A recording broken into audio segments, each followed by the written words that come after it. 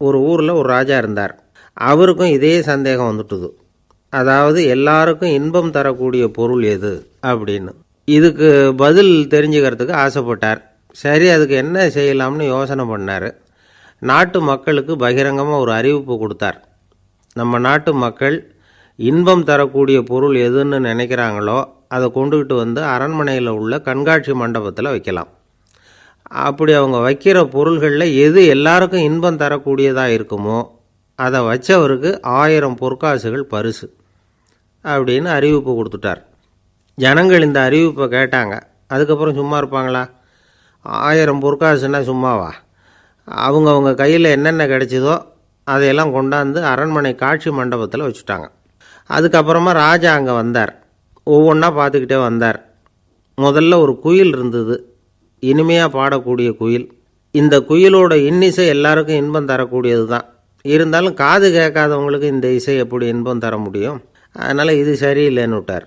அடுத்தபடியாக போனார். அங்கே என்ன வச்சுருக்குறாங்கன்னு பார்த்தா ஒரு அழகான மயில் அங்கே தோகை விரித்து ஆடிக்கிட்டு இருக்குது. இந்த மயிலோட ஆட்டம் மனசுக்கு இன்பம் தரக்கூடியது தான். இருந்தாலும் பார்வை இல்லாதவங்க இந்த ஆட்டத்தை பார்த்து ரசிக்க முடியுமா? முடியாது. அதனால் இதுவும் சரியில்லை அப்படின்னு சொல்லிவிட்டார். அதுக்கு அடுத்தபடியாக போனார். பல வகையான இனிப்பு பண்டங்களை வச்சுருந்தாங்க.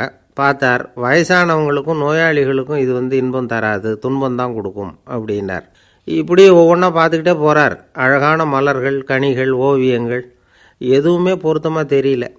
சகல பேருக்கும் இன்பம் தரக்கூடிய வகையில் எதுவும் இல்லை. கடைசியாக வந்தார். அங்கே ஒரு களிமண் பொம்மை இருந்தது. அது என்ன பொம்மை தெரியுமா? பசியால் வாடி இருக்கிற ஒருத்தருக்கு ஒரு அம்மா இனிமையாக பேசிக்கிட்டு சோறு போடுறது மாதிரி அந்த பொம்மையை செஞ்சுருந்தாங்க.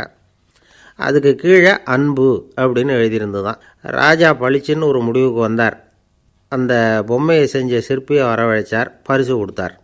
அன்பு ஒன்று தான் எல்லாருக்கும் இன்பம் அளிக்கக்கூடிய பொருள். காது கேட்காதவங்களும் அதை கேட்க முடியும், பார்வை இல்லாதவங்களும் அதை பார்க்க முடியும், குழந்தைகளும் அதை உணர முடியும் அப்படின்னு அதுக்கு விளக்கம் கொடுத்தார் அந்த மன்னர். இந்த உலகத்தில் எல்லாருக்கும் மகிழ்ச்சி தரக்கூடிய ஒரு பொருள் அன்பு தான். அதை புரிஞ்சுக்கிட்டு தான் சில கணவன்மார்கள் மனைவி பேரில் ரொம்ப அன்பை காட்டிக்கிறது வழக்கம். ஒரு வீட்டு வாசப்படி பக்கமாக மழைக்கு ஒதுங்கினார் ஒருத்தர். மழை தூரிக்கிட்டு இருந்தது, இருட்டு நேரம். அந்த வீட்டில் இருந்தவர், இன்றைக்கி ராத்திரி வேணும்னா இங்கேயே தங்கிட்டு காலையில் போங்க அப்படின்னார். உடனே இவர் சொன்னார், ரொம்ப நன்றிங்க, ஒரு 10 நிமிஷத்தில் இதை வந்துடுறேன் அப்படின்னு சொல்லிவிட்டு எங்கேயோ ஓடினார். 10 நிமிஷம் கழித்து திரும்பி வந்தார். ஆமாம், எங்கே போயிட்டு வந்தீங்கன்னு கேட்டார் வீட்டில் இருந்தவர்.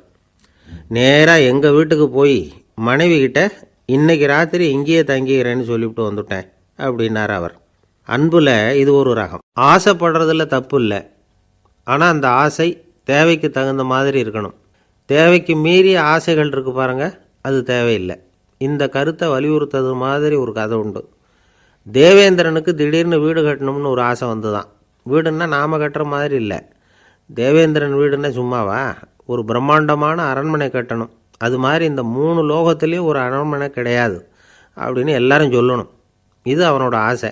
உடனே தேவ தச்சரான விஸ்வகர்மாவை கூப்பிட்டான், உத்தரவு போட்டான். விஸ்வகர்மா தன்னுடைய உதவியாளர்களை எல்லாம் கூப்பிட்டு ஒன்றா சேர்த்துக்கிட்டார்.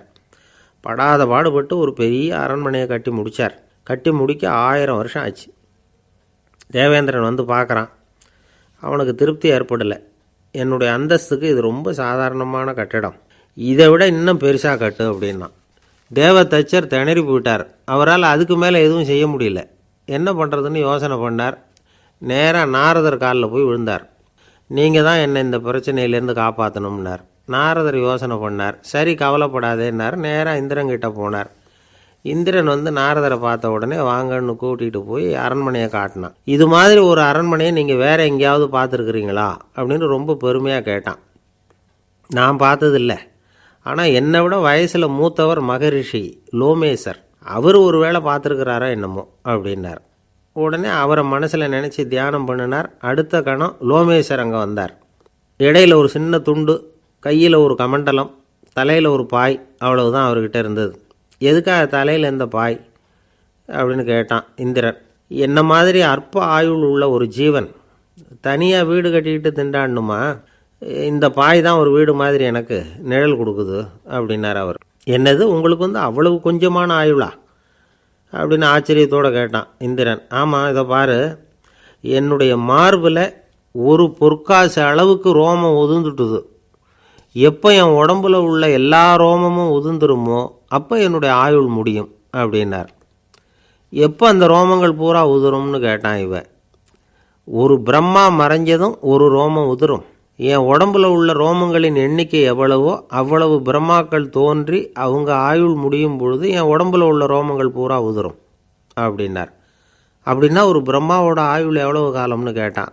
ஒரு பிரம்மாவுக்கு 100 தேவ வருஷம்.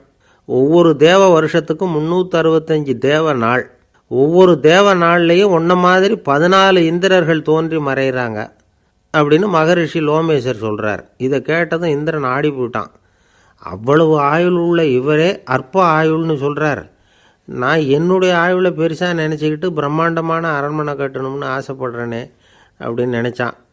எனக்கு வீடு கட்டின வரைக்கும் போதும்னு விட்டான். அதனால் நாமெல்லாம் நம்முடைய தேவைக்கு தகுந்த மாதிரி ஆசைப்படுறது தான் நியாயம்.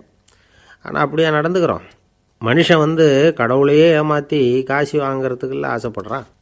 ஒருத்தன் கடவுளை நினச்சி தவம் இருந்தான். கடவுள் நேரில் வந்தார். தேவலோகத்தில் ரூபாய்க்கெல்லாம் என்ன மதிப்புன்னு கேட்டான்.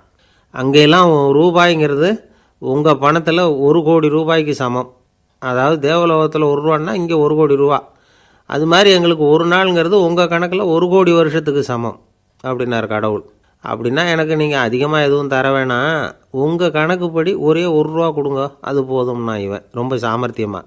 கடவுள் யோசனை பண்ணார். அது ஒன்றும் கஷ்டம் இல்லை, 1 ரூபா தானே கேட்குற, கொடுத்துட்றேன். ஆனால் இப்போ வரும்பொழுது நான் எடுத்துக்கிட்டு வரல, எங்கள் கணக்குப்படியே 1 நாள் பொறுத்துக்க பணத்தோடு வந்துடுறேன் அப்படின்னு சொல்லிவிட்டு பறந்து போயிட்டார். ஒரு நாள் ஒரு தகப்பனார் தன்னுடைய பிள்ளையை அழைச்சிட்டு வந்தார். சார், இவன் சரியாக படிக்க மாட்டேங்கிறான், பெரியவங்களை மதிக்க மாட்டேங்கிறான், நீங்கள் கொஞ்ச நாள் இவனுக்கு குருவாக இருந்து நல்ல விஷயங்களை சொல்லி கொடுத்தா தேவையில்லைன்னார். பெரியவங்களையும் மதிக்காதவன் எப்படி என்ன மதிக்க போகிறான் அப்படிங்கிறது நமக்கு யோசனை வரும் இல்லையா? வேணாங்க, என்னை விட்டுருங்க அப்படின்னோம். அவர் விட மாட்டேன்னு விட்டார். இல்லைன்னா அவரே சிஷ்யன் ஆகிடுவார் போல இருந்தது. சரி, வேறு வழி இல்லாமல் அந்த பையனையே என்னுடைய சீடை நான் ஏற்றுக்கிட்டு உபதேசமெல்லாம் பண்ண ஆரம்பித்தோம். அதாவது குரு பக்தின்னா அது எப்படி இருக்கணுங்கிறத பற்றி சொல்லி கொடுத்தோம் அவனுக்கு. சதமகர் அப்படின்னு ஒரு குரு இருந்தார். அவருக்கு ஒரு சீடர். அவன் பேர் துளசி சைதன்யன், நைஷ்டிக பிரம்மச்சாரி. தன்னுடைய குருவுக்கு எந்த நேரத்தில் எது தேவைங்கிறத புரிஞ்சுக்கிட்டு சேவை செய்கிறவன். ஆனால் இவனை பற்றி மற்ற சீடர்களுக்கு பொறாமை வந்துட்டுது. இவன் மட்டும் இப்படி இருக்கானேன்னு உடனே குருக்கிட்ட போய் கோல் மூட்டினாங்க. அவன் சரியில்லை, அவன் நடந்துக்கிறது சரியில்லை, அப்படி இப்படின்னு எதையாவது சொல்லி. இருந்தாலும் இதையெல்லாம் அந்த குரு நம்பலை. அவருக்கு தெரியும் யார் யார் எப்படின்னு. துளசி சைதன்யன் பெருமையை மற்ற சீடர்களுக்கு உணர்த்தணும் அப்படின்னு நினைச்சார். அதுக்கு ஒரு வழி பண்ணார். ஒரு நாள் சீடர்களை எல்லாம் கூப்பிட்டுக்கிட்டு ஒரு காட்டு வழியாக போய்கிட்டு இருந்தார். அங்கே ஒரு பெரிய மலை அருவி கொட்டிக்கிட்டு இருந்தது. குரு சீடர்கள் பக்கம் திரும்பினார். இந்த மலையின் மேலே இருந்து அந்த படுபாதாளத்தில் குதிக்கிறதுக்கு உங்களில் யார் தயார் அப்படின்னு கேட்டார். ஒரு சீடனும் வாயை திறக்கலை, ஒதுங்கி நின்றுக்கிட்டாங்க. பின்னாடி மூட்டை முடிச்சோடு வந்துக்கிட்டு இருந்தான் துளசி சைதன்யன். அவனை பார்த்தார். தபாருப்பா, நீ மேலே இருந்து அந்த அருவியில் குதி அப்படின்னார். அப்படியே செய்கிறேன் சுவாமின்னா ஓடி போய் பொத்துன்னு குதிச்சுட்டான். அடுத்த கணமே குருநாதர் தன்னுடைய யோக சக்தியால் பறந்து போய் அவன் கீழே விழுந்துடாமல் தாங்கி பிடிச்சி கொண்டுகிட்டு வந்துட்டார். மற்ற சீடர்களுக்கெல்லாம் ஒரு மாதிரி ஆயிட்டுது. அடுத்தபடியாக என்ன பண்ணலாம்னு யோசித்தாங்க இவனை மாட்டி விடுறதுக்கு. ஒரு நாள் வெத்தலை அடிக்கிற ஒரு சின்ன உரலையும் உலக்கையையும் எடுத்து ஒளிய வச்சுட்டாங்க. சதமகர் சன்னியாசி இல்லை, அவர் வெத்தலை போடுவார். பல்லு சரியில்லை, அதனால் இடித்து தான் வெத்தலையை போடணும். திடீர்னு வெத்தலை பாக்கு கேட்டார். வழக்கமாக உரலில் இடித்து தர்றது தான் துளசியின் பழக்கம். உரலை தேடினா கிடைக்கல, என்ன பண்ணுறது? குரு கேட்டுவிட்டாரே, குரு சேவை தானே முக்கியம். என்ன பண்ணால் வெத்தலை பாக்க தன்னுடைய வாயில் போட்டு முன்னு அதை எடுத்து அவர்கிட்ட கொடுத்துட்டான். குரு எதையோ படிச்சுக்கிட்டே அதை வாங்கி வாயில் போட்டுக்கிட்டார். துளசி இன்னைக்கு தாம்பூலம் நல்லா இடிக்கப்பட்டிருக்கு, ருசியாக வேற இருக்குது, அதை இடித்த பாத்திரத்தை என் கண்ணால் பார்க்கணும்னு ஆசையாக இருக்குன்னு விட்டார். அதை மட்டும் அனுப்பி போய் நீ வர வேண்டான்னு வேற சொல்லிவிட்டார். இதை கேட்டதும் துளசி தவிச்சு போயிட்டான். இவன் போகாமல் எப்படி வாயை மட்டும் அனுப்பி வைக்க முடியும்? இவன் தவிக்கிறத பார்த்ததும் மற்ற சீடர்களுக்கெல்லாம் மனசுக்குள்ளே ரொம்ப சந்தோஷம். துளசி கொஞ்சமும் யோசிக்கலை. வாழை எடுத்தான், தன்னுடைய தலையவே அப்படியே அறுத்து வெட்டி எடுத்தான். இன்னொரு சீடங்கிட்ட கொடுத்துட்டான், எடுத்துகிட்டு போன்னு சொல்லி. கொண்டுட்டு போய் குரு முன்னாடி வைக்கிறாங்க.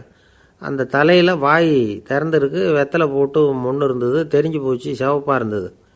அவனுடைய குரு பக்தியை இப்போ எல்லாரும் ஒத்துக்கிட்டாங்க.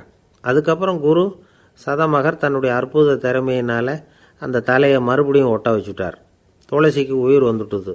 இப்படி ஒரு பெரிய கதை உண்டு. அதாவது துளசி சைதன்யன் அவனுடைய குரு பக்தி எப்படி அப்படின்னு கேட்டோம். ரொம்ப அபாரம் அப்படின்னு அந்த பையன் அடக்கமாக, சும்மா விளையாட்டுக்காக தான் அப்படி அவங்ககிட்ட கேட்டோம். ஏன்பா உன்னுடைய குரு பக்தியை என்கிட்ட காட்டுறதுக்கு உன்னோட கழுத்தை நீயே அறுக்கணும்னு நான் சொன்னா அதை நீ செய்வியா அப்படின்னு கேட்டோம். என்னுடைய கழுத்தை நானே அறுக்க வேண்டிய அவசியம் இல்லை சார் அப்படின்னா அவன். ஏண்டான்னு, அதே காரியத்தை தான் இனிமேல் நீங்கள் தினமும் செய்ய போகிறீங்களே சார் அப்படிங்கிறான். ஒருத்தர் ரொம்பவும் மகிழ்ச்சியாக வந்துக்கிட்டு இருந்தார். என்ன விஷயம்னு விசாரித்தேன். நான் தோற்று போயிட்டேன், அதுதான் மனசுக்கு மகிழ்ச்சியாக இருக்குது அப்படின்னார். எனக்கு இது ரொம்ப ஆச்சரியமாக போச்சு. இந்த உலகத்தில் தோற்று போகிறவங்க யாரும் மகிழ்ச்சியாக இருக்கிறது இல்லை. அப்படி இருக்கிறப்ப இவர் இப்படி சொல்கிறாரே, எங்கே தோற்று போனீங்கன்னு கேட்டேன். அதுக்கப்புறம் தான் அவர் விவரமாக சொன்னார். என்னோட 5 வயசு குழந்தையோட நான் விளையாடிக்கிட்டு இருந்தேன்.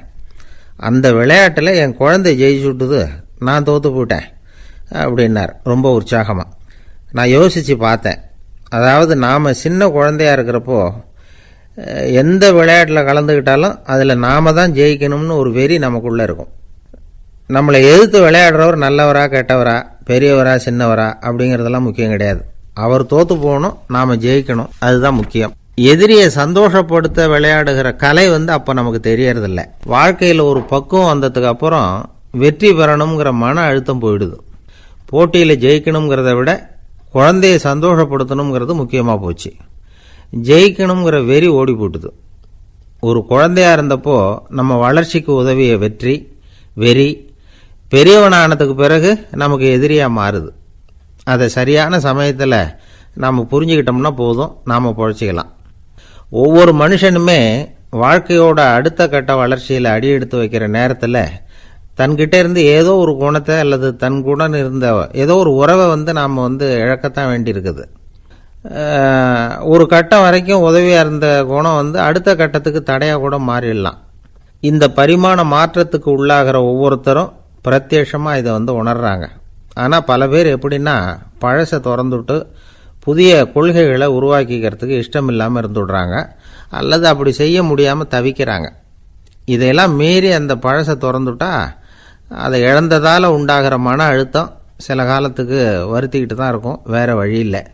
ஆரோக்கியமான ஒரு முன்னேற்றத்துக்காக அந்த மன அழுத்தத்தை தாங்கிக்கத்தான் வேணும் அப்படிங்கிறாரு அந்த உலக புகழ்பெற்ற மேதை ஒருத்தர், இந்த ஸ்காட் பெக் அப்படிங்கிறவர். பிறந்த நாள் முதல் இதுதான் சரி அப்படின்னு கற்பிக்கப்பட்டு வந்த ஒவ்வொரு தத்துவத்தையும் தங்களுடைய வளர்ச்சிக்கு தகுந்த மாதிரி மாற்றி அர்த்தப்படுத்தி கொள்ள முடியாமல் வாழ்க்கை சூழல்ல அப்படியே அரைப்பட்டு தூளாகிறவர்கள் தான் ரொம்ப தவிக்கிறாங்களாம். இதுதான் அவருடைய கருத்து. பெரும்பாலும் மனிதர்களுடைய நடுத்தர வயசில், அதாவது 30 தாண்டுகிற சமயத்தில் தான் இந்த தவிப்பு உண்டாகுதான். இதை தான் மேற்கத்திய நாடுகளில் அடிக்கடி மிட் லைஃப் கிரைசிஸ் அப்படின்னு சொல்கிறாங்க. அப்பப்போ பழசையெல்லாம் தொலைச்சி விட்டு புதுசாக பிறக்கிறதுக்கு கற்றுக்கணும். ஒவ்வொரு நிமிஷத்தையும் அந்த நிமிஷத்துக்கு ஏற்ற சித்தாந்தம் கொண்டவர்களாக சந்திப்போம் அப்படிங்கிறார் அந்த உளவியல் நிபுணர். இப்படி பழகிக்கிட்டால் வாழ்க்கை இன்பமயம், இல்லைன்னா தவிப்பு மயம்தான். பழசை தொலைக்க முடியாதவர்களில் எத்தனையோ பேர் உண்டு, எத்தனையோ ரகம் உண்டு. அதில் வேடிக்கையான நண்பர்களும் உண்டு. ஒருத்தர் நண்பர் வீட்டுக்கு போனார். அவர் ஏதோ இனிப்பு பலகாரம் கொடுத்து சாப்பிட சொல்லியிருக்கிறாங்க அவங்க வீட்டில். இவர் சாப்பிட்டு பார்த்துட்டு சொன்னாராம், சார் 6 மாதத்துக்கு முன்னாடி ஒரு தடவை இங்கே வந்தேன், அப்போது ஒரு இனிப்பு பலகாரம் கொடுத்தீங்க, அது இதை விட நல்லா இருந்தது சார் அப்படின்னாராம். அப்போ செஞ்ச அதே இனிப்பு பலகாரம் தான் சார் இதுவும் அப்படின்னாராம் அவர். இயேசுநாதர்கிட்ட ஒருத்தர் கேட்டாராம், இயேசுவே என்னை எவ்வளவு நேசிக்கிறீர்கள் அப்படின்னு. அவர் தன்னுடைய 2 கைகளையும் அகல விரித்து இவ்வளவு என்று சொல்லி சிலுவையில் உயிர் நீத்தார் அப்படின்னு சொல்லுவாங்க. அதாவது அந்த நேசிப்புக்கு எல்லை கிடையாது, அதே போல மன்னிப்புக்கும் எல்லை கிடையாது. இது இயேசுநாதர் சொல்லி கொடுத்த ஒரு பாடம். இயேசுனுடைய சீடர்களில் ஒருத்தன் பீட்டர், அவன் ஒரு நாள் இயேசுநாதர்கிட்ட கேட்டிருக்கான், இயேசுவே நான் என்னுடைய தம்பிக்கிட்ட அடிக்கடி சண்டை போட்டுக்கிட்டு இருக்கிறேன், என்னுடைய சகோதரன் கூட, அவனை நான் எத்தனை தடவை மன்னிக்கிறது? ஏற்கனவே 7 தடவை அவனை மன்னிச்சுட்டேன் அப்படின்னு சொல்லியிருக்கிறான். அப்போ இயேசு சொன்னாராம், மன்னிக்கிறதுக்கு எத்தனை தடவைங்கிற கணக்கெல்லாம் கிடையாது. எத்தனை தடவை உன்னுடைய சகோதரன் உன்னை கோபப்படுத்துகிறானோ அத்தனை தடவை நீ மன்னிக்கிறதுக்கும் தயாராக இருக்கணும். அதுதான் அப்படின்னு சொன்னாராம். அப்போ இவனுக்கு ஒன்றும் புரியல. இது என்ன, அவன் தப்பு பண்ணிக்கிட்டே இருப்பான், நாம் மன்னிச்சுக்கிட்டே இருக்கிறதா அப்படிங்கிறது மாதிரி குழப்பமாக இருந்திருக்கிறான். அப்போது இயேசுநாதர் தன்னுடைய சீடன் பீட்டர்கிட்ட ஒரு கதை சொன்னாராம். அந்த கதை இன்றைக்கு நாம் எல்லாரும் சிந்தித்து பார்க்க வேண்டிய ஒரு கதை. அதாவது மன்னிப்பை விரும்புகிறவர்கள் மன்னிக்கவும் தயாராக இருக்க வேண்டும் அப்படிங்கிறது தான் அந்த கதையினுடைய தத்துவம். அந்த இயேசுநாதர் சொன்ன கதை என்னன்னா, ஒரு மன்னர் இருந்தார். அவர் ஒரு நாள் அரண்மனையில் உட்காந்து கணக்கு வழக்குகள்லாம் பார்த்துக்கிட்டு இருந்தார். நம்ம அரண்மனையிலேருந்து யார் யார் அரசாங்க கடன் வாங்கியிருக்கிறாங்க, யார் யார் திருப்பி செலுத்தி இருக்கிறாங்க அப்படிங்கிற விவரத்தையெல்லாம் பார்த்துக்கிட்டு இருந்தார். அப்போ தான் புரிஞ்சுது, அந்த அரண்மனையில் வேலை செய்கிற ஒருத்தனே அரசாங்க கடன் ஒரு வாங்கியிருக்கிறான். எவ்வளவு? 10,000 பொற்காசுகள் வாங்கியிருக்கான் கடன். இந்த 10,000 பொற்காசுகளை திருப்பி செலுத்தலை அரசாங்கத்துக்கு. இது மன்னர் கவனத்துக்கு வந்தது. உடனே நம்ம அரண்மனையில் இருக்கிறவனே அரசு கடன் வாங்கி திருப்பி செலுத்தாமல் இருக்கான், அவனை கூப்பிட்டு வாங்கன்னு சொல்லி கூப்பிட்டுட்டு வந்தாங்களாம். விசாரிச்சிருக்கிறாங்க. என்னப்பா நீ எவ்வளவு ஒன்று? ஆமாங்க 10,000 பொற்காசுகள் வாங்கியிருக்கிறேன், இன்னும் திருப்பி கட்டலைன்றிருக்கான். உடனே அவர் மன்னர் சொல்லியிருக்கிறார், நம்ம சட்டத்திட்டப்படி நீ உடனே பணத்தை திருப்பி கட்டிடு. அப்படி உன்னால் கட்ட முடியலன்னா உன்னுடைய வீடு வாசல் சொத்து சுகம் எல்லாத்தையும் விற்று அந்த பணத்தை அரசு கருவூலத்தில் சேர்த்துக்கிறதுக்கு நானே ஏற்பாடு பண்ணிடுறேன் அப்படின்னு அந்த மன்னர் சொன்னாராம். இவன் அப்படியே அதிர்ச்சி ஆகிட்டான். அப்படியே பொத்துன்னு காலில் விழுந்தானா. மன்னா என்னை மன்னிச்சுங்க, என்னால் முடியல, எனக்கு மன்னிப்பு கொடுங்க அப்படின்ட்டுருக்கான். உடனே அவர் எழுந்திரிச்சு, சரி நீ மன்னிப்பு கேட்டுவிட்ட, அதனால் உன்னை மன்னிக்கிறேன், நீ பணம் கட்ட வேண்டாம் அப்படின்னு சொல்லி அந்த மன்னர் அவனை விட்டுட்டாராம். பணத்தையும் தள்ளுபடி பண்ணிட்டார், நீ திருப்பி கட்ட வேண்டான்னு. இவனுக்கு ரொம்ப மகிழ்ச்சி. அதனால் ரொம்ப உல்லாசமாக வந்துகிட்டு இருக்கிறான். தெருவில் வந்துக்கிட்டு இருக்கிறப்ப இவங்கிட்ட கடன் வாங்கின ஒருத்தன் எதுக்கு வந்துக்கிட்டு இருக்கான். அவன் இவங்கிட்ட ஒரு 100 பொற்காசுகள் கடன் வாங்கியிருக்கான். அவன் வந்தான். இவன் போய் அவன் சாட்டையாக பிடிச்சிக்கிட்டான், நீ எப்படா என் கடனை திருப்பி கொடுக்க போகிறேன்னு. அவன் இப்போ முடியல, கொஞ்சம் பொறுத்துக்கா, அப்புறம் தரேன் இருக்கான். அதெல்லாம் முடியாது, நீ கொடுத்து தான் ஆகணும் அப்படின்னு இவன் புடிவமாக சொல்கிறான். இப்போ நிலைமையை பாருங்கள். இவன் ஏற்கனவே 10,000 பொற்காசுகள் அரசாங்கத்தில் கடன் வாங்கினா அதுக்கு மன்னிச்சு விட்டுட்டார் இவனை. ஆனால் இவன் இன்னொருத்தனை மன்னிக்கிறதுக்கு தயாராக இல்லை. இவங்கிட்ட கடன் வாங்கின இன்னொருத்தன் 10 பொற்காசுகள், அவனை மன்னிக்க தயாராக இல்லை. அவனை கொண்டு போய் நீதிமன்றத்தில் கொண்டு போய் நிறுத்தி தண்டனை வாங்கி கொடுத்துட்டான். நீதிபதி என்ன சொன்னார், அந்த இவன் வாங்கின பொற்காசுகளை திருப்பி கட்டுற வரைக்கும் ஜெயிலில் இருக்கணுங்கிறது தீர்ப்பு. ஆனால் உடனே அரசர் காதில் விழுந்தது. சொல்லிட்டாங்க, உங்ககிட்ட மன்னிப்பு வாங்கிட்டு போனானே ஒருத்தன், அவன் இன்னொருத்தனை மன்னிக்கிறதுக்கு தயாராக இல்லை, அவனை கொண்டு போய் ஜெயிலில் அடைச்சிட்டான் அப்படின்னு. உடனே மன்னர் பார்த்தார், இவனை மறுபடியும் கூப்பிட்டு வர சொன்னார். தபாரப்பா, நான் உன்னை மன்னிச்சு விட்டேன், ஆனால் நீ இன்னொருத்தனை மன்னிக்கிறதுக்கு தயாராக இல்லை, அதனால் என்னுடைய தீர்ப்பையும் மாத்துறேன், நீயும் அரசு கடன் தீர்ற வரைக்கும் ஜெயிலில் தான் இருக்கணும் அப்படின்னு சொல்லி ஜெயிலுக்கு அனுப்பிச்சிட்டாராம். இப்படி ஒரு கதையை இயேசுநாதர் தன்னுடைய சீடருக்கு சொன்னதாக ஒரு வரலாறு. அது என்ன, அதிலேருந்து நாம் புரிந்து கொள்ள வேண்டியதுன்னா, நாம் மன்னிக்கப்படணும்னு நாம் விரும்புகிறோம்னா நாம் இன்னொருத்தரை மன்னிக்கிறதுக்கு தயாராக இருக்கணும். அதனால் நாம் இன்னொருத்தரை யாரையும் மன்னிக்க மாட்டோம், ஆனால் என்ன இன்னொருத்தர் மன்னிக்கணும் அப்படிங்கிறது மாதிரி செய்யக்கூடாதுன்னு சொல்லுவாங்க. அது மாதிரி நாம் இப்போ இது தப்பாக புரிஞ்சுக்கிறவங்களும் இருக்கிறாங்க. பாவம் மன்னிப்புங்கிறதுலாம் எதுக்குன்னா, அதாவது மறுபடியும் பாவம் செய்யாமல் இருக்கிறதுக்காக தான். அதான் மன்னிக்கிறாரே அப்படிங்கிறதுக்காக மறுபடியும் பாவம் பண்ணிகிட்டு இருக்கிறது இல்லை. அதான் ஒருத்தர் கேட்டாராம், பாவத்திலேருந்து மன்னிப்பு கிடைக்கணும்னா நீ என்ன செய்யணும் அப்படின்னு கேட்டிருக்கார். அதுக்கு அவன் சொல்லியிருக்கிறான், நான் முதல்ல பாவம் செய்யணும், அப்போ தான் நான் மன்னிப்பு கிடைக்கும் அப்படின்னு நானா. இப்படிப்பட்டவர்கள் தான் இன்றைக்கி உலகத்தில் அதிகமாக இருக்கிறாங்க. அதனால் இந்த மன்னிப்பின் மகத்துவங்கிறது இயேசுநாதர்கிட்டேருந்து தான் நாம் புரிஞ்சுக்கணும். அந்த இயேசு சொன்ன அந்த மன்னிக்கிற மனோபாவம் இருந்தால் இன்றைக்கி உலகம் பூராவும் அமைதி பூங்காவாக இருக்கும். அதில் ஒன்றும் ஆச்சரியமே இல்லை, அதில் ஒன்றும் சந்தேகமும் இல்லை. அதனால் மன்னிக்கிற மனோபாவத்தை நாம் எல்லாரும் நமக்குள்ளே வளர்த்து கொள்ள வேண்டும் அப்படிங்கிறது தான் நாம் இன்றைக்கு எல்லோரும் சிந்தித்து பார்க்க வேண்டிய ஒரு செய்தி. ஒரு வயசான அம்மா தெரு வழியாக போயிட்டு இருந்தாங்க. அவங்க கையில் எண்ணத்தையோ வச்சுக்கிட்டு அதை அடிக்கடி பார்த்துக்கிட்டே இருந்தாங்க. ஒருத்தன் மெதுவாக அவங்கக்கிட்ட போய் கையில் இருக்கிறது என்ன அப்படின்னு எட்டி பார்த்தா அவங்க கையில் 4 பல் இருந்துதான். இவன் ஆச்சரியமாக அந்த அம்மாவை பார்த்தான். ஏம்மா உனக்கு என்ன பைத்தியமா, ஏது இந்த பல், இதை என்னத்துக்காக கையில் வச்சுக்கிட்டு அலைஞ்சிக்கிட்டு இருக்கிற அப்படின்னு கேட்டிருக்கான். அதுக்கு அந்த அம்மா விவரம் சொல்ல ஆரம்பித்தாங்களாம். இதை பாருப்பா, எனக்கு ஒரு மகன் இருந்தான், அவனை ரொம்ப செல்லமாக வளர்த்தேன். அவனை தரையிலேயே நடக்க விடுறதில்ல, எப்பவும் தூக்கி வச்சுக்கிட்டு இருப்பேன். அவன் நல்லா பெரியவனாகி பள்ளிக்கூடம் போகிறப்ப கூட அவன் புஸ்தக மூட்டையை நான் தான் சுமந்துக்கிட்டு போவேன். பார்க்குறவங்க கூட கேலி பண்ணுவாங்க, ஏம்மா படிக்க போகிறது நீயா உன் பிள்ளையான்னு கேட்பாங்க. அவன் இன்றைக்கி எவ்வளோ பெரிய மனுஷன் ஆகிட்டான், வெளிநாட்டில் பெரிய உத்தியோகத்தில் இருக்கான். சமீபத்தில் இங்கே வந்துட்டு போனான். ஒரு நாள் ஏதோ கோபத்தில் என்ன அரைஞ்சுட்டான். அப்போ இந்த 4 பல்லும் கீழே விழுந்துட்டுது. இன்னமும் கூட விழுந்திருக்கும், ஆனால் பல்லு தான் இல்லை. என் புள்ள அரைஞ்சதுனால விழுந்த பல்லு இல்லையா அது. அதனால் இதை எப்பவும் என் கையிலேயே வச்சுக்கிட்டு ஆசையோடு பார்த்துக்கிட்டு இருக்கிறேன். அவன் தான் வெளிநாட்டுக்கு போட்டான், அவனை பார்க்க முடியாத ஏக்கத்தை நான் இந்த பல்லை பார்த்து போக்கிக்கிறேன் அப்படின்னு நாங்களாம் அந்த அம்மா.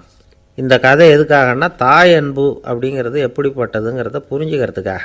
கல்யாணம் ஆனதுக்கு அப்புறம் தாயை மறந்து விடுறவங்க எத்தனை பேர் இந்த உலகத்தில்? அவங்க காதில் வேணுங்கிறதுக்காக தான் இந்த தகவல். ஆனால் ஒரு விஷயம் மட்டும் நல்லா புரிஞ்சுக்கணும், தாயை மதிக்க தெரிஞ்சவங்க தான் இன்றைக்கி வாழ்க்கையில் எல்லா விதத்துலேயும் முன்னுக்கு வந்திருக்கிறாங்க. வேணும்னா விசாரித்து பார்த்துக்குங்க. இன்னொரு அம்மா இருந்தாங்க, அவங்க தினமும் ஒரு கோயிலுக்கு வருவாங்க. சாமியை பார்த்து, கடவுளே நான் இறந்து போனால் நரகத்துக்கு போகணும் அப்படின்னு வேண்டிக்குவாங்களாம். எல்லோரும் சொர்க்கத்துக்கு போகணும்னு தானே கடவுள்கிட்ட வேண்டிக்குவாங்க. இந்த அம்மா தினம் நான் நரகத்துக்கு போகணும் அப்படின்னு வேண்டிக்கிறாங்க. அங்கே இருந்த அர்ச்சகருக்கு இது சந்தேகம். ஒரு நாள் அதை நேரடியாகவே அவங்கக்கிட்ட கேட்டுவிட்டார். அதுக்கு அந்த அம்மா பதில் சொன்னாங்களாம், ஐயா, எனக்கு கல்யாணம் ஆகி ரொம்ப நாள் வரைக்கும் குழந்தை பாக்கியம் இல்லாமல் இருந்தது. கோயில் குளம் எல்லாம் சுற்றி வந்தேன். ரொம்ப நாள் கழித்து ஒரு குழந்தை பிறந்தது, ஆண் குழந்தை. அவனை நான் ரொம்ப செல்லம் கொடுத்து வளர்த்தேன். அதோட விளைவு என்ன ஆச்சுன்னா, அவன் ரொம்ப மோசமாக ஆயிட்டான். கெட்ட பழக்க வழக்கம்லாம் கற்றுக்கிட்டான். அவன் இறந்து போனால் நிச்சயம் அவனுக்கு நரகம்தான் கிடைக்கும். அந்த அளவுக்கு கெட்டவன் அவன். அப்படிப்பட்ட காரியங்கள்லாம் பண்ணிகிட்ருக்கான், எனக்கு தெரியும். இவனுக்காக நரகத்தில் கூட யாரும் தயவு காட்ட மாட்டாங்க, தாட்சண்யம் காட்ட மாட்டாங்க. அதனால் இவனுக்கு முந்தி நான் இறந்து நரகத்துக்கு போயிட்டா அங்கே இவனை கவனிச்சிக்கலாமே, இவனுக்கு பணிவிடை செய்யலாமேன்னு பார்க்குறேன் அப்படின்னு நாங்களாம். அதனால தான் நான் நரகத்துக்கு போகணும்னு தினம் ஆண்டவனை வேண்டிகிட்டு இருக்கிறேன் அப்படின்னு கண்கலங்கி அந்த அம்மா சொன்னாங்களாம். அதுதான் தாய் உள்ளம்ங்கிறது. தாயின் பெருமையை சரியாக உணர்ந்துட்டா அவங்களுக்கு எப்பவும் எந்த கஷ்டமும் வராது. இது ஏதோ உபதேசத்துக்காக சொல்கிற வார்த்தை இல்லை, உண்மையான வார்த்தை. இந்த விவரத்தையெல்லாம் நண்பர் ஒருத்தர்கிட்ட சொல்லிக்கிட்டு இருந்தேன். அவர் கொஞ்ச நாள் கழித்து என்னை தேடி வந்தார். அவர் கையிலேயும் 4 பல்லு வச்சுருந்தார். என்னங்க ஆச்சு, ஏதுங்க இந்த பல்லு அப்படின்னு விசாரித்தோம். உங்கள் உபதேசத்தை கேட்டுவிட்டு இந்த உலகத்தில் எல்லாரையும் தாயாக நினைக்க ஆரம்பிச்சிட்டேன். ஒரு அம்மாவை கடத்தரில் பார்த்து தாயேன்னு கூப்பிட்டேன். அவங்க உடனே பலார்னு என்னை அரைஞ்சிட்டாங்க, பல்லு விழுந்துட்டுது. அதை தான் பொறுக்கி எடுத்துக்கிட்டு நேராக உங்களை தேடி வந்துக்கிட்டு இருக்கிறேன்னார். தாயேன்னு தானே கூப்பிட்டீங்க, அதுக்கு ஏன் அரைஞ்சாங்க அப்படின்னு கேட்டோம். நான் தாயேன்னு கூப்பிட்டது அவங்க காதில் நாயேன்னு விழுந்துட்டு தான், அதுதான் அப்படி ஆயிட்டுது அப்படின்னார். ஊருக்கு வெளியில் அமைதியான ஒரு இடம், அங்கே ஒரு ஆசிரமம், அங்கே ஒரு சாமியார். அவர் தினமும் நல்ல போதனைகள்லாம் செய்வார். பல பேர் போய் அங்கேயே சில நாள் தங்கி இருந்து அவர் சொல்கிற அறிவுரைகளை எல்லாம் கேட்டுக்கிட்டு வர்றது வழக்கம். ஒரு தடவை அவரை பார்த்துட்டு போகிறதுக்காக 3 வெளியூர் தம்பதிகள் வந்தாங்களாம். அந்த மடத்திலேயே சாப்பிட்டுக்கிட்டு தங்கி இருந்து அவங்களுடைய போதனைகளை கேட்டுக்கிட்டு போகணுங்கிறது அவங்க நோக்கம். காலையில் குளிச்சுட்டு பூஜையில் உட்காந்தார் அந்த சுவாமி. இவங்களும் குளிச்சுட்டு அந்த பூஜையை பார்க்கறதுக்காக அவர் முன்னாடி உட்காந்தாங்க. பூஜை ஆரம்பமாச்சு. சம்பிரதாயப்படி அது ரொம்ப நேரம் நடந்துக்கிட்டே இருக்குது. இவங்களுக்கு நல்ல பசி இருந்தாலும் இந்த நேரத்தில் அதை எப்படி வெளியில் காட்டிக்கிறது? பேசாமல் இருந்தாங்க. அந்த சுவாமி பூஜையை முடித்தார். அதுக்கப்புறம் பேச ஆரம்பித்தார். பேச்சு அருமையாக தான் இருந்தது, அமிர்தமாக தான் இருந்தது. இருந்தாலும் இவங்களுக்கு இருக்கிற வயிற்று பசி அதை சரியாக கவனிக்க விடலை. அந்த சுவாமியே இதை கவனித்ததா தெரியல. இவங்களுக்கு மனசுக்குள்ளே ஒரு எண்ணம், உள்ளே சாப்பாடு தயாராகிட்டு இருக்கும் போல இருக்குது. இந்த பேச்சு முடிஞ்சது நம்மளை உள்ளே அழைச்சிட்டு போய் சாப்பாடு போடுவாங்கன்னு நினைக்கிறோம் அப்படின்னு இவங்களாம் நினச்சிக்கிட்டாங்க. ஆனால் சுவாமி இதை பற்றி எதுவுமே பேசலை, கண்டுக்கலை. ஒரு அம்மாவால் அதுக்கு மேலே சும்மா இருக்க முடியுமா? முடியல. சாப்பாட்டை கவனிக்கலாமா அப்படின்னு சொல்லி மெதுவாக ஆரம்பித்தாங்க. கவனிக்கலாமே அப்படின்னு உள்ளே அழைச்சிட்டு போனார் சுவாமி. இவங்க ரொம்ப அவசரமாக எழுந்திரிச்சு உள்ளே ஓடினாங்க. அங்கே ஒரு மேஜை மேலே ஒரு கிண்ணம் மூடி இருந்தது. இதுதான் சாப்பாட்டு மேஜை போல இருக்குது, இங்கே சாப்பாடு வந்துடும் அப்படின்னு நினச்சாங்க. உடனே போய் சுற்றி உட்காந்துக்கிட்டாங்க. சுவாமி அந்த கிண்ணத்தை எடுத்து அந்த அம்மா கிட்ட கொடுத்தார். அவங்க அதை வாங்கி மூடியை திறந்து பார்க்குறாங்க. உள்ளே ஒரு சாவி இருக்குது. சரிதான், இது சமையலறை சாவி போல் இருக்குது. அங்கே போய் அதை திறந்து சாப்பாட்டை நாமே எடுத்துக்கிட்டு இங்கே வச்சுக்கிட்டு சாப்பிட்ணும் போல இருக்குது அப்படின்னு நினச்சாங்க. சாவி இருக்கு இல்லையா, வாங்க பூட்டு நிறையா காட்டுறேன் அப்படின்னு சுவாமி அவங்கள அழைச்சிட்டு போனார், காட்டினார். இவங்க அந்த அறையை ரொம்ப ஆவலோடு திறந்தாங்க. உள்ளே பார்த்தா அங்கே அரிசி, பருப்பு, விதவிதமான காய்கறி எல்லாம் இருக்குது. சமையலுக்கு வேண்டிய மிளகாய், எண்ணெய், பால், தயிர், நெய் இப்படி எல்லாமே இருக்குது. அடுப்பு, விறகு, நெருப்பு போட்டி அது கூட அங்கே இருக்குது. சாப்பாடு தயாராக இருக்கும்னு நினச்சிக்கிட்டு போனால் இப்படி இருக்குதே அப்படின்னு சொல்லி அதை பார்த்ததும் ரொம்ப சோர்ந்து போட்டாங்க அவங்க. சுவாமி, என்ன இது சாப்பாடு இல்லையா அப்படின்னாங்க. அதுதான் சாப்பாட்டுக்கு வேண்டிய எல்லாம் இங்கே இருக்குதே. அடுப்பு மூட்டி நீங்கள் தான் அவங்கவுங்க ருசிக்கு தகுந்த மாதிரி சமைச்சிக்கணும். இந்த சன்னியாசிக்கு எப்படி சமைக்க தெரியும் அப்படின்னு கேட்டார் சுவாமி. சாப்பாடு தயாராக இருக்கும்னு நாங்கள் எதிர்பார்த்தோம் அப்படின்னாங்க. நீங்கள் இப்படி சொல்லுவீங்கன்னு நானும் எதிர்பார்த்தேன். இது வரைக்கும் நான் எவ்வளவோ தத்துவம்லாம் எடுத்து சொன்னேன். எல்லாத்தையும் விட இதுதான் அனுபவபூர்வமான தத்துவம். ஆண்டவன் நமக்கு நல்ல மனசை கொடுத்துருக்குறான், நல்ல வாய்ப்புகளையும் தந்திருக்கிறான், அதையெல்லாம் பயன்படுத்திக்கக்கூடிய மூளையையும் சிந்தனையையும் கொடுத்துருக்குறான். அதனால் அடுப்பை தான் நீங்கள் மூட்டணும். அடுப்பை நீங்கள் தான் மூட்டணும். உங்களுக்கு உகந்ததை நீங்கள் தான் சமைச்சு ருசித்து அனுபவிக்கணும். ஆண்டவனே அதை செஞ்சுக்கிட்டு இருக்க மாட்டான் அப்படின்னாராம் அந்த சுவாமி. நம்முடைய வாழ்க்கையில் பல நல்ல பலன்களை பெறறதுக்கு நாம் தான் முயற்சி பண்ணணும். அதுக்குரிய சூழ்நிலையை தான் ஆண்டவன் கொடுப்பானே தவிர அதை விளக்கிறதுக்காக தான் அந்த சுவாமி அப்படி செஞ்சு காட்டியிருக்கிறார். இது ஒரு பெரியவர் இப்படி ஒரு விளக்கம் கொடுத்தார். அதுக்கப்புறம் அந்த 3 தம்பதிகளும் தெளிவடைஞ்சுட்டாங்களாம். நாம் தெளிவடைகிறது எப்போங்கிறது தான் தெரியல அப்படின்னு பல பேர் இதை கேட்டுட்டு சொல்லிகிட்டு இருக்கிறாங்க. இந்த கதையை நம்முடைய நண்பர் ஒருத்தர்கிட்ட சொன்னேன். அந்த நண்பர் ரொம்ப சந்தோஷப்பட்டார். நீங்கள் சொல்கிறது கரெக்டு சார், ஆனால் நான் அதை விட ஒரு படி மேலே சார். எனக்கெல்லாம் அரிசி, பருப்பு இருக்கிற ரூம் எதுன்னு கையை காட்டிட்டா போதும். உடனே கிண்ணத்துலேருந்து சாவியை எடுத்து கொடுக்கணுங்கிற அவசியம்லாம் இல்லை எனக்கு. அப்புறம் எப்படி ரூமை திறந்துருவீங்க அப்படின்னு கேட்டேன். பூட்டை உடைச்சி திறந்துருவேன், அதுதான் எனக்கு பழக்கம் அப்படிங்கிறார்.